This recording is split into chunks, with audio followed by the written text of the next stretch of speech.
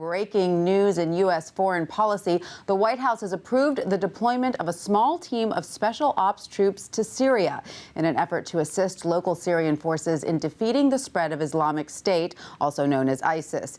Andrew Tabler is senior fellow with the Washington Institute for Near East Policy and joins us now from Washington.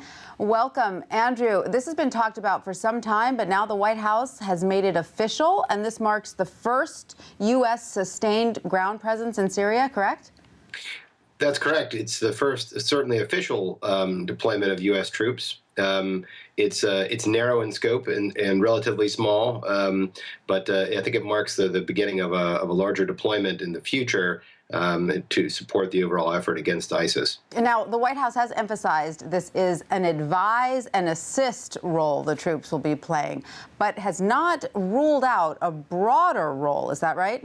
That's correct. And I think the reason why they're emphasizing a small role is because of the politics of this. The Obama administration put a lot of emphasis on pulling the United States out of these Middle Eastern wars. The problem is the war in Syria has gotten sort of quite a bit worse over the last few weeks with the Russian intervention.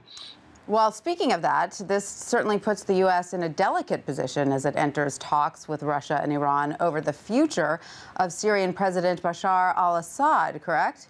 Yeah, to put it mildly, the problem is that there are talks going on in Vienna today with the Russians and with the Iranians for the first time at the table, but there is no agreement on what a stable end state in Syria would look like and what would be acceptable to the different parties.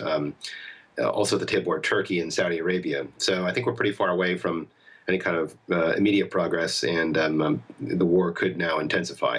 All right, we will have to wait and see what happens. Andrew Tabler, senior fellow with the Washington Institute for Near East Policy, thank you for that. My pleasure.